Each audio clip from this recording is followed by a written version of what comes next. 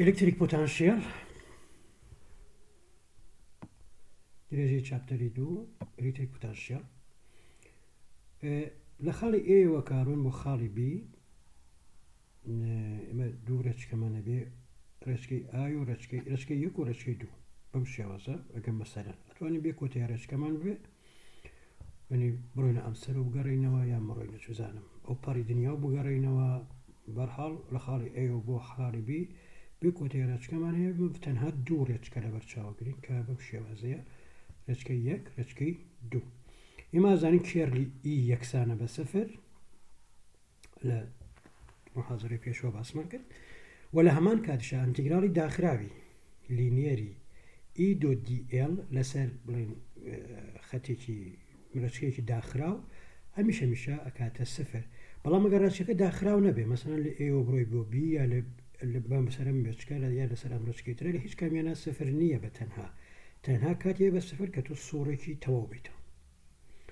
ولا هما كاتشي ما زين معنا سر بخون لا يعني لا ريشكا يعني بريكا ليلو دسمانه كوي بهر ريشكي كابين هماشت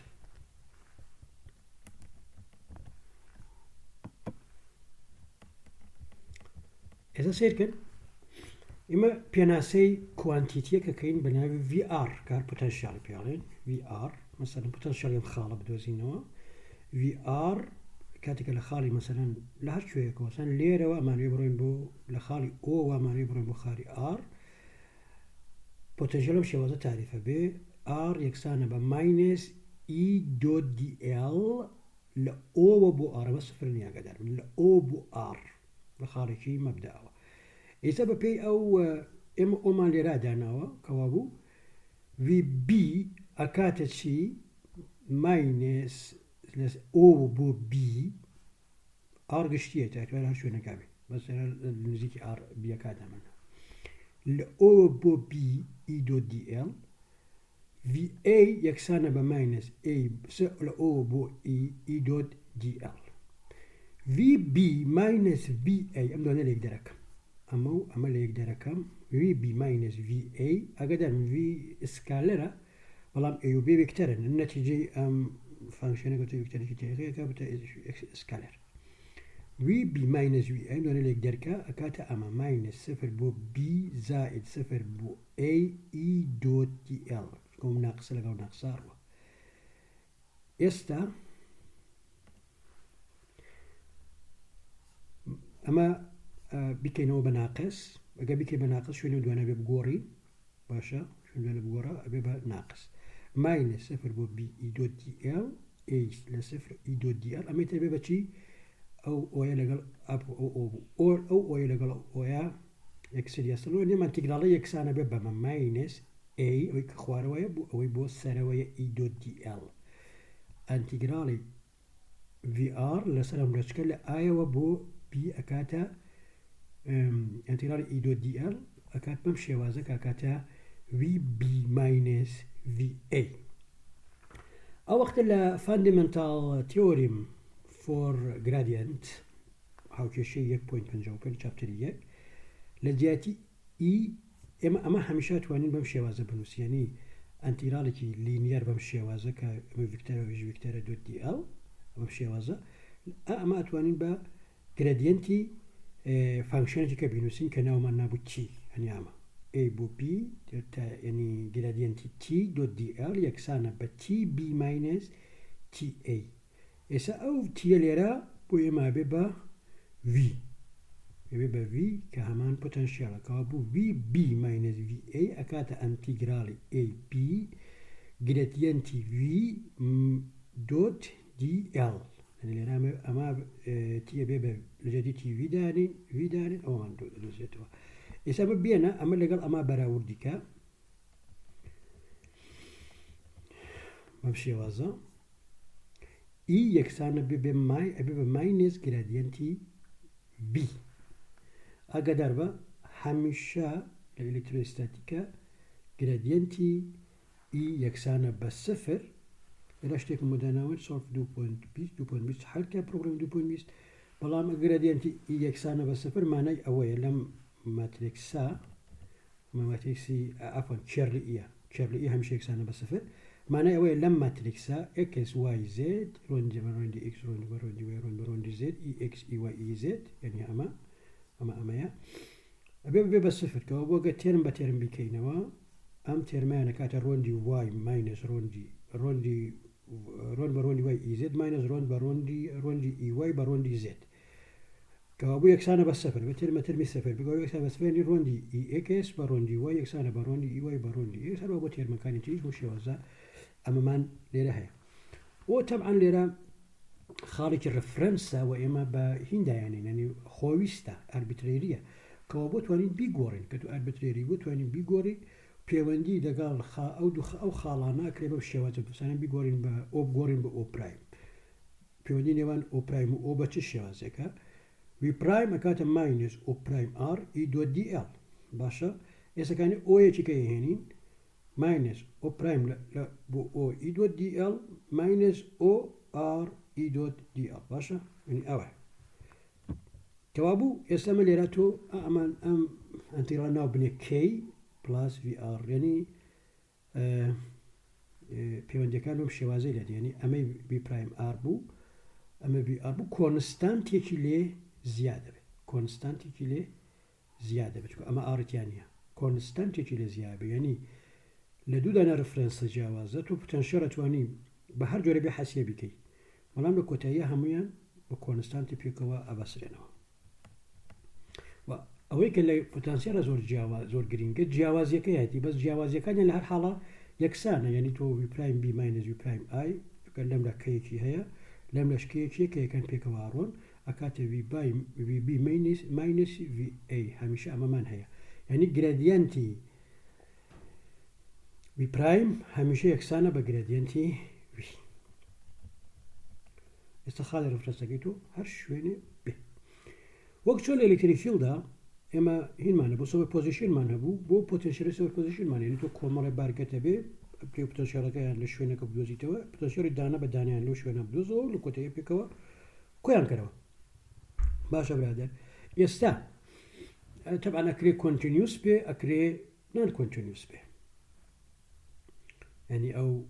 دیستریبیوشنی چارجەکە گەر کۆنتینیوس بوو بە سیگمایە ئەگەر نان کۆنتینیوس بوو بە سیگمایە ئەگەر کۆنتینیوس بوو بە ئەنتیگرال حەسیە ببێ ئێگزامپڵی 2.6 ئێمە سفریکال شێڵێکمانەیە شێڵێکە کە گۆییە شێڵە توێیە ینی بڵێن تەنەکی کە گراوە بە گۆیە سوزانە شتێککە تۆپ کە ناوەکەی بەتاڵێتە تۆپە وەڵەوادانی هەوای شتیانی ئەنی بە توای بەتاڵێت ناوەوەی وەچۆمە بەڵام هینێکی هەیە شێڵێکی هەیە کوێکی دەرەوە ئێستاگانە ئەمانەوێ بزانین چین پۆتەنشیاڵی ئەمە لەسەر لە خاڵەکەیت لە هەر شوێکە بێ لە دەرەوە بەچ شێوازەکە لە ناو بچ شێوازەکە گەوسلااو بەکارێنی لە گەوسلاوە ئەفوو لە گەوسلاوی مازانی ئی یەکسانە بە 1/4 پای ئیپسیلۆن 0 QR دوجا ئار باشە مەگەستەوە ئەمان هەبوو حەسێمان کرد بۆ شێڵێک لە خاڵی ئارە لە ئالەم دەرەوە ئەکاتە ئەو خاڵە ئەمە بارگەی کیوی لە سەرە شێڵە کاتە پۆتەنشیەلەکەی کاتێکی پۆتەنشیەلەکە بریتیە لە چی VR یەکسانە بە ماینس ئۆ ئار ئەم ئۆیە ئەمە نییە ئەم ئۆیە ئەکرێ هەر شوێنێک مەسەرەن لە شوێنێکی زۆر دوور ئی دۆ دی ئەل ماینس لە جێتی ئی ئەوەدانین 4 پای ئیپسیلۆن 0 ئەتوانین دابرین ئینفینیتی ئەمە وەکو ئەوەیە کە مەسە تۆ بارگەیەک لە ئێمە بارگێک بە لە شوێنێکە هەبێ هەتا لێی دوورەکەویتەوە کاریگەریەکەی کەمترەوێت کاریگەری بە چیە پێوەێ بە پۆتەنشیەڵە پێورە یان بە ئەلێکتریک فیلد دەپێورێ کە تۆ هەتا دوورکەویتەوە کاریگەریەکەی کەمترە بێ کەوابوو لە ئینفینیتیە بە کاریگەرەکەی بێ بە سفر ئەمە یارمەتیمانەدا خۆمان یەکلاکەینەوە کەوا بۆ خاڵی ڕفرەنسە ئینفینیتی دانین شوێنێکی یەکجار دوور ئەنتیگرالی بڵێن لە ئینفینیتیەوە بۆ ئار کیو لەسەر ئار پرایم چونکە ئەنتیگرالی تر لەسەر بارگەکانە کەوا بۆ ئەبێ ئار پرایم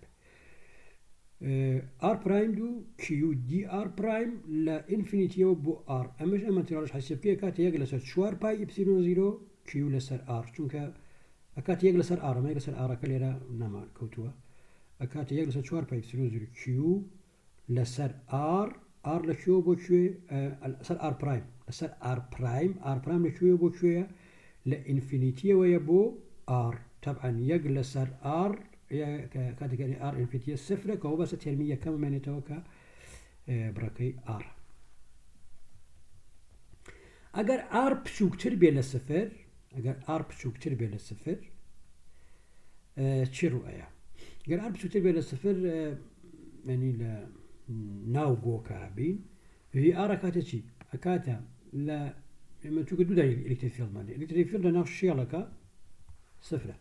شو بارجيت يعني ببي قانون جوز الكتريك فيلد ناو صفر كبارجيت يعني اوكي كوك لو يا صفر يسدو ترماني شيء اما بين انفينيتي وبين حتى ار انت صار جوكا والار شو بروين بو ار ات ار ام ار ات لناو يا ليرايا لا شو كهيا شو نكلم لاوا باشا ماينس لاروا بو ار اما صفرك تبقى انتفلنا والصفر كو امتير بين صفرك امتير مشكاتا كونستانت اها بو ارك كونستانت ارك بريتيلا تيلي جوكا ناغور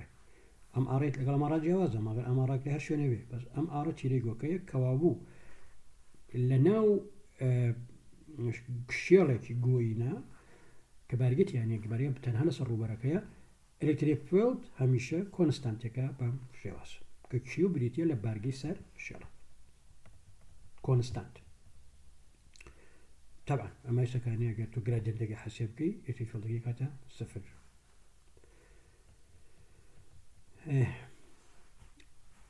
يسدو دانا هاو كيشي جرين تايب هنا نجي بويسون equation and Laplace equation الكتريك فيلد دمانية ماينس ناسان من جرادينت تي في اوكي اما ايش قانون جوستر دايفرجنس يكسانا برول سر إبسيلون زيرو وأي زانين كيرلي إي صفر تام صار ليشون من تيستا بويلي فيلد يسي ما آليرا أما داني أكات دايفرجنسي جراديان يكسانا برول إبسيلون زيرو دايفرجنسي جراديانت أكاتا لابلاسيان همشان معناها دايفرجنسي جراديانت أكاتا لابلاسيان او ماينسش كلا بشتوت جيجي لبي اما بيرون بيرسون ايكويشن كاتا قروا صفر بي او كاتا لابلاسيان يبي اكاتا الصفر ام بيرون لابلاس ايكويشن او لتشابتر دويا كاري لسركين ما جرينجا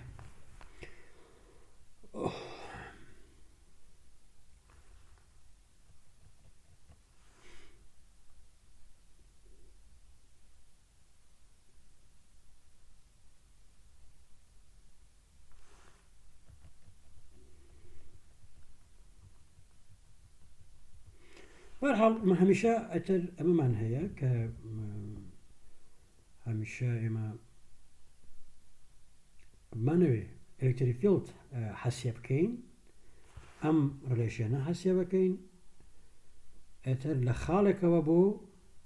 اوشونيك امانه او خالص شوي انفينيتي هميشه انفينيتي دانين و لماينس انفينيتي ويا زائد انفينيتي كيشن يلم معمولته تي برو ار لا ماينس انفينيتي ورا باشا لماينس انفينيتي ورا يعني لشون كيزور الدوره اوتر اقل زائد انفينيتي بكترجا اكسبتوا كوب لماينس انفينيتي وبو ار ماينس كيشي اللي راهيا ايدا بني اكاتا او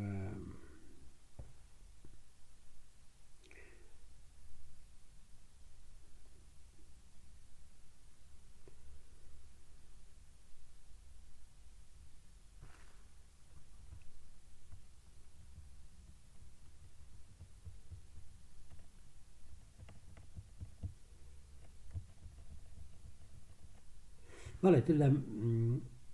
ماينس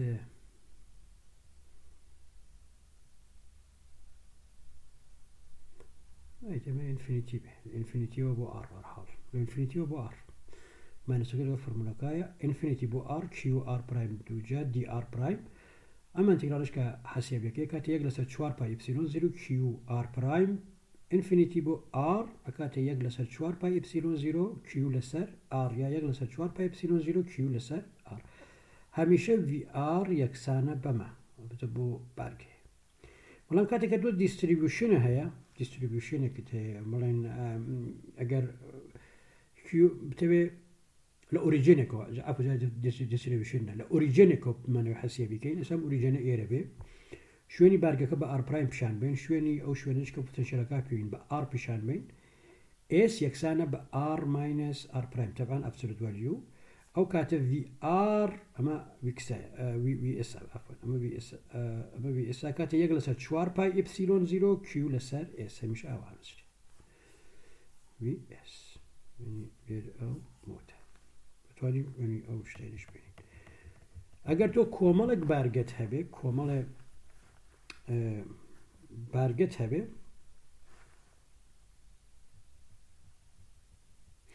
ئەتەرەمە هەر ئەتوانین VR بنووسین لێرە بۆچی چونکە هەرپرایمە کۆنستانتە نەتیجە کۆتایی VR دەرەچی VRەوە وتم بە ئەو هەڵە چاکەمەوە ئێستا VR یەکسانە بە یەک لەسەر 4 پای ئپسیلۆن 0 ئەگەر تو کۆمەڵە بارگەت هەبێ سیگمای I لە یەکەوە بۆ N Q لەسەر SI باشە ئەگەر تۆ دیستریبیوشنت هەبێ ئەما بێ بە DQ ئەو سیگمایە بێ بە ئەنتیگرالێک لەسەر 4 پای ئپسیلۆن 0 ئۆکێ ئێستا VR حەسێ بکای ئەگە بۆ ڤالیۆم بێ ئەکاتە ئەمە دیتاوە بۆ لاین بێ ئەکاتە ئەمە خەتیشمان ئەنی ڕوبەریشمانە بێ ئەکاتە ئەمە هیچ فەرقێکی نییە هەمووی وەکو یەک ئەمە لە ئێستا ئێوە هیچ پرایمی نییە ئێستا کاتە R ماینەس R پرایمیس یەکسانە بە R ماینەس R پرایمیس پرایمی ناوێت ئێستا بۆ نمونە ئەنتیگرالێک میسالی حەلکەین شێڵێکمان هەیە شێڵێک ڕوبەرەکەی بارگەیەکی تایە بارگەیەکە بەهینی سیگمای دیسینی سیگمای ئەو وەختەکانی ئەمانەوێ پۆتەنشیال لەسەر تەوەری زت بدۆزنیم تۆرەزە کری هەر شوێنە بێ ینی وەکوێت تۆ پۆتەنشیال لە هەر شوێنە بدۆزیتەوە بەس ئێوەجارە لێرانین لەسەر تەوەری زت ئێتەبا DA لەسەر ڕوبەرەکە وەرەگری DI پرەیمێ DI پرەیمە لەسەر ڕوبەرەکە وەرەگرین چونکە بارگەیە بێ پرەیم بێ DI پرەیمە لەسەر ڕوبەرەکە وەرەگرین کاتە R دوو ساینی تێتا D تێتا پرایم D5 پرایم مەودای ئەمە تا ئەو خاڵێک ئەمانە پۆتەنشیالەکە پێوین ئەمەیە ئەم ئێسەیە بەڵام ئەم ئێستا خۆی یەکسانە بەچی ئالەم سێ گۆشە ئەم گۆشە 90 بەڵام ئەم گۆشەی تێتا پرایمە ئەکاتە ئەمڕە لە شوێنە مەشهورە شوێنە ناس سێ گۆشە ئێستا و بێنە لەناو فۆرمولا دای بنێ ئەکاتە ئەمە ئەنتیگرالەکەمان لە سەفرەوە بۆ پای لە سەفرەوە بۆ دوو پای R دووجا ساینی تێتا پرایم دی تێتا پرام D5 پرام لە دابەشی ئەمەی کە لێرە هەمانە ئەگەر دقت بن R کۆنستانتە زد کۆنستانتە بەس تێتا پرایمە ئاگۆڕێ ئەتیگرالی D5 پرایم کاتە دوو پای هێناومانە هەموو کۆنستانتەمان هێناتە دەرەوە ئەو دوو پای پرایم دوو پایەکە هێنامانەتە دەرەوە سیگمان لەسەر 4 پای ئپسیلۆن 0 ئەو ئێردوێشمان هێناوەتە دەرەوەش کۆنستانتە چونکە ڕوبەری گۆکەیە ئێستا ڕەدیوسی گۆکەیە ئەمە R کۆنستانتە زد کۆنستانتە تەنها تێتا پرایمە ئاگۆڕێ ئێستا تێقەت بی ئەمەی سەر و داتەشنەوەی ئەمەی ژێرەوە یعنی کوسانی تێتا پرایمە ڕاتووکە هەموو ئەمانە کۆنستانتن هەمووی ناوێنی نیو کەوابوو DU ئەکاتە چی ئەکاتە 2R زد ساینی تێتا پرایم و پلاس ساین تێتا پرام دی تێتا پرایم یەکسانە بە DU کەوابوو ساینی تێتا پرام دی تێتا پرایم یەکسانە بە DU دابەشی 2R زد یعنی ئەما کاتە ئەما کاتە U توانی یەک لەسەر دوو لە ژێرەیە سەرەی شەکاتە DU دابەشی 2R زد یعنی بەم شێوازە طبعا زد کۆنستانتە دێتە دەرەوە هەموومانەمان ناوناوە ئالفا لەسەر هەموو کۆنستانتەنەمان ناوناوە ئالفا هێنەوە لێرە دامانەوە ئالفا ئارزد U یەک لەسەر دوو لە سفرەوە بۆ پای ئەبێ ئەنتیگرالی دەبگرین بەڵام بۆ بکەینەوە بۆ پای ئەنتیگرالی طبعا ئەنتیگرالی یەک لەسەر ڕێگیۆ کاتە چی ئەمە کاتە U توانی ماینس یەک لەسەر دوو ئەنتیگرالەکەی U ماینس یەک لەسەر دوو پلاس یەک دابەشی ماینس یەک لەسەر دوو پلاس یەک کاتە U یەک لەسەر دوو دابەش یەک لەسەر دوو کەوا بوو ئەو دوێش لەگەڵ و دووە ئەو دووە لە ژێرە ئەجێتە سەرە لەگەڵ و دووە ڕوە هیچی نامێنێتەوە ئەنی لێرە کۆنسانتەکان کاتە ئالفا لەسەر ئارزێت و ئەمەیش کە لێرایە کە ئەبێت لە سفرەوە بۆ پای حەسیە بکەین لە سفرەوە بۆ پای چۆن حەسیە ببێ جارێ سفری تیادانین جارێ پای تیادانی جارێ پای تیادا بنەی کۆساینی پایە کاتە ناقص یەک ئەوەت بوو بە زائد بەڵام کۆساینە سفرە کاتە یەک ئەوە بوو بەمە هەرچکەن توانی یەک لەسەر دووکەوە بوو نەتیجەکەی تو ئەمەیەکە ئەمە خۆی کاتە ئەمە ئار زێت توانی دوو ئەوش کاتە ئار ماینە زێت توانی دوو کەوا بوو ئەمە یەک لەسەر دووە ئەوی تووە پێکەوە ئەڕۆن بەڵام بێ ئاگدار بێ بە شێوەی ئەفسیلە دوایی و بینوسی ئار پلاس زێت ماینس ئار ماینس زێت ئێستا ئەکرێت دەستکەشن لەسەر ئەم نەتیجە بکەیت ڕقەمە حەسیە بکەیت ئایا ئار گەورەتر بێ لە زێت یان ئار بچووکتر بێ لە زێت یعنی چی بیتەن لەناو پۆتەنشیال لەناو گوۆکە حەسیە بکەی یان لە دەرەوەی گوۆکە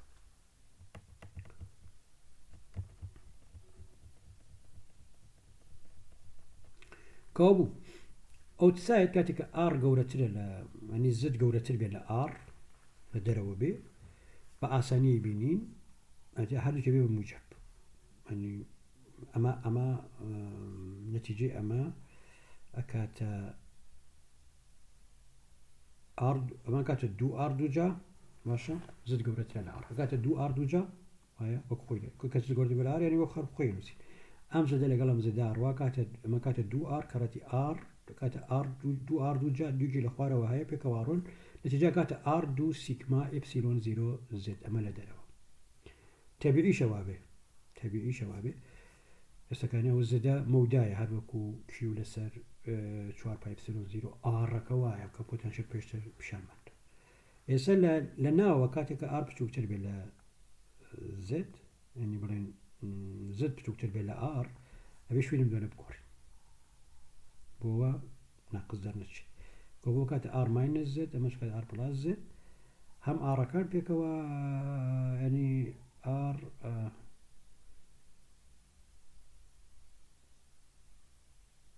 بەڵێ مە کاتە دوو زێت کاتە زێت ماینە زێت دەکاتە دوو زێت دەگەڵ ئارەکان لەگەڵ کاڕۆنە کاتە دوو زێت لەسەرەوە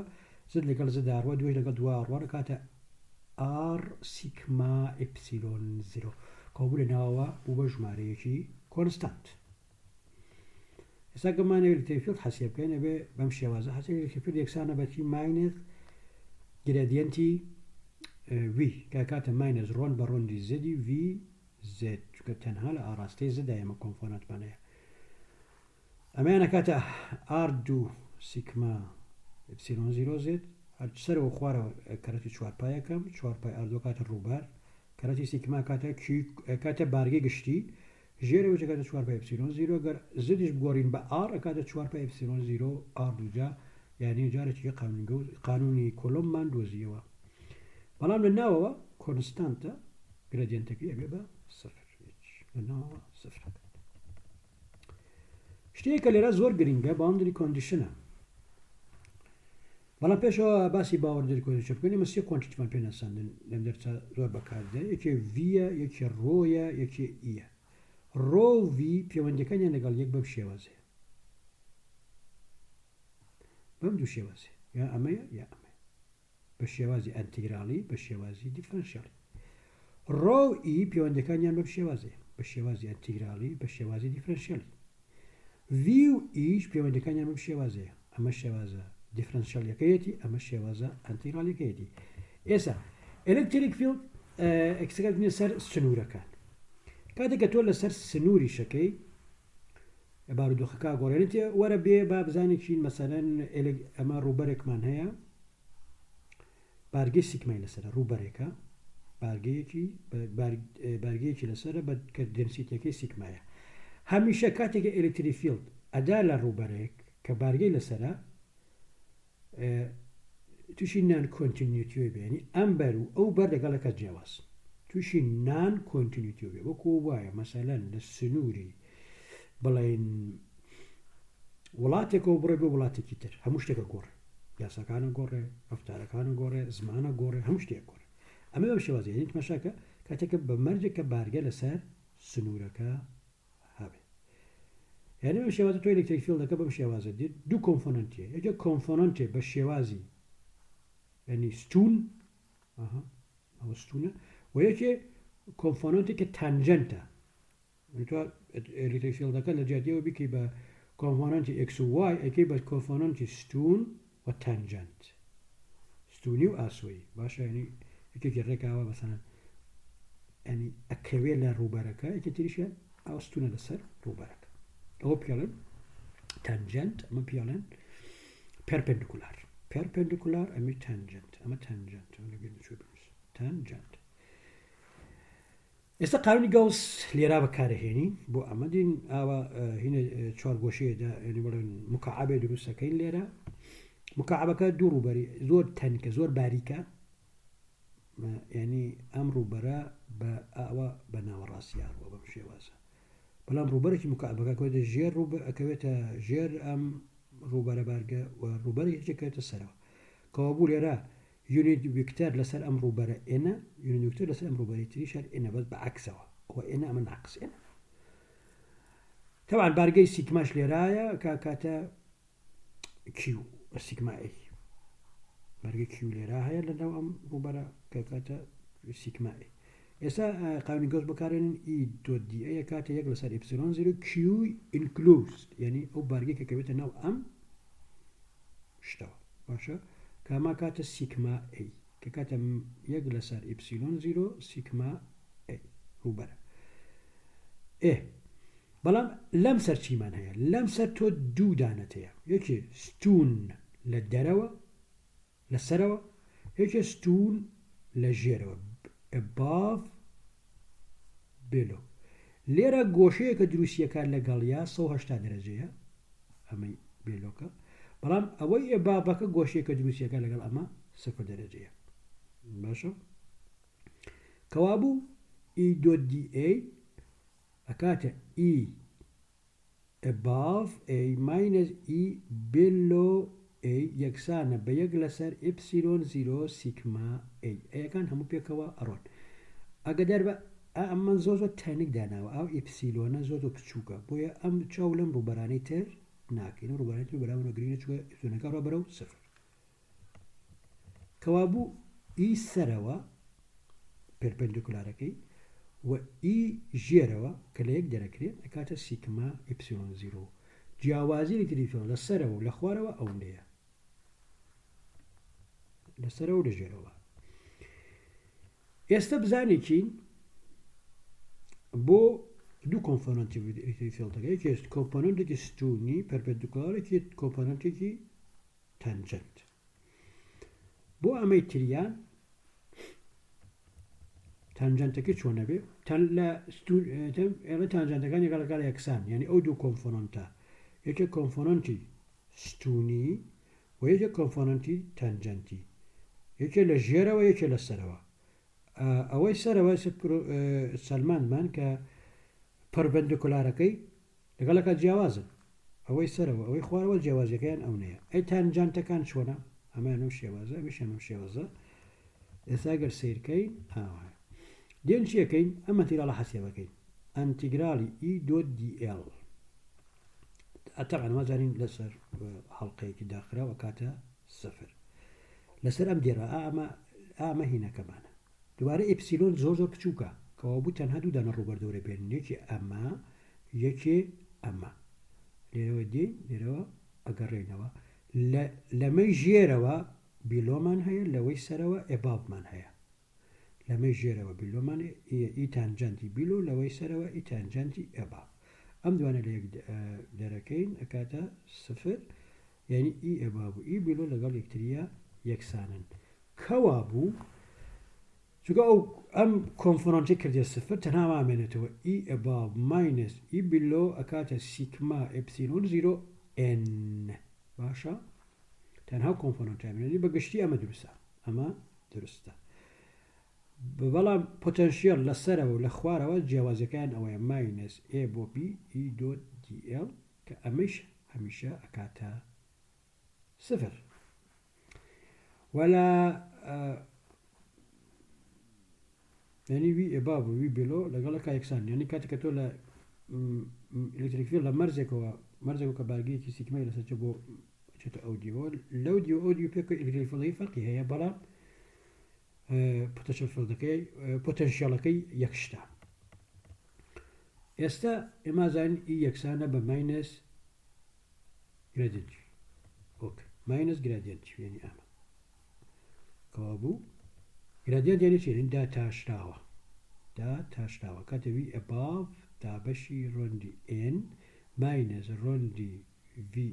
بێلۆ دابەشی ڕۆندی n یەکسانە بە ماینەس ئێپسیلۆن 0 سیگما. بەڵام ئەمە یعنی چی؟ ئەم بە ڕۆندی n یعنی ئەمە ڕۆندی v بە ڕۆندی n یعنی چی؟ یعنی گرێدیەنتی v دۆت n بریتێرێکی یونیت ویکتۆری ستون لەسەر ئەو ڕووبەرەی کە